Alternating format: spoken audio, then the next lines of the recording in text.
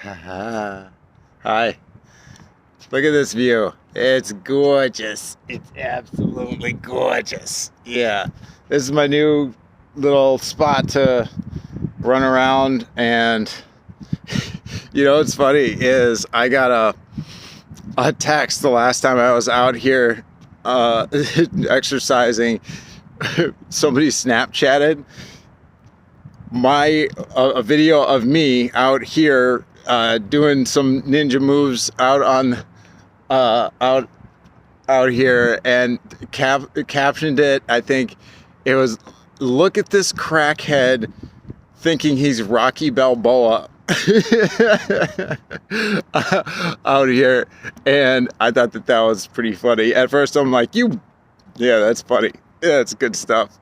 So yeah. And also a cool thing is, as I was out here doing some push-ups and stuff, some guy in a van, always good, some guy in a van drove by, and he's like, "Hey man, you're doing awesome." Thought he was going to be like, "Get the hell off the dock." But he was like, "We jump in the lake every Saturday." And so now I got a date to jump in this thing. I guess somewhere over there, they cut out some portion of the ice and jump. I've never jumped in a frozen lake before. I know it seems like I should have by now, but I have not done that yet.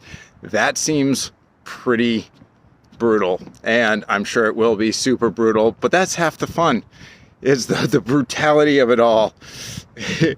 And then afterwards you get to be like, I did that, making myself, doing the hard and painful things.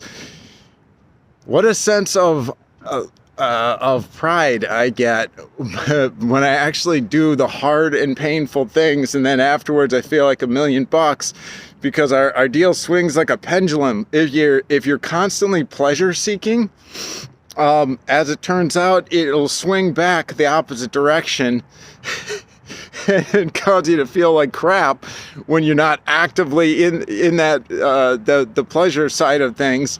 If you're constantly pleasure seeking, that is the surefire way to be miserable.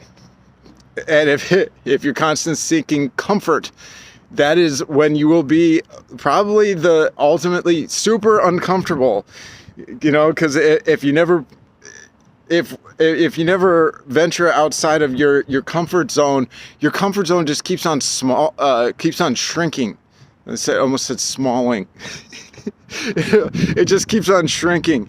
Whereas if you just push outside of that comfort zone a little bit, it just keeps expanding, and then all of a sudden you've got like superpowers before you know it.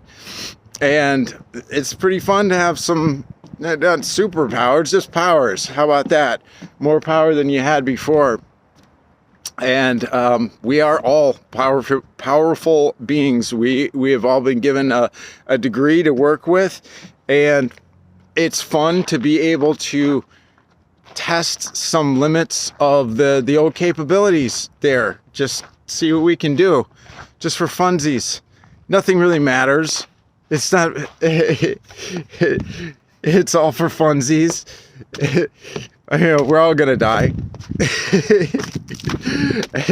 Not to be like, I'm not depressed about that. It's just like, okay, so either this is the only life we have, and that we should live it to the fullest, or else there's an afterlife, and we get to either come back and do this again in a different way as a different person, or else we go on to something different from here, in which case we should live our lives to the fullest in preparation to set ourselves up for that goody in the next life, or else we set ourselves up good for this life if this is the only one we got.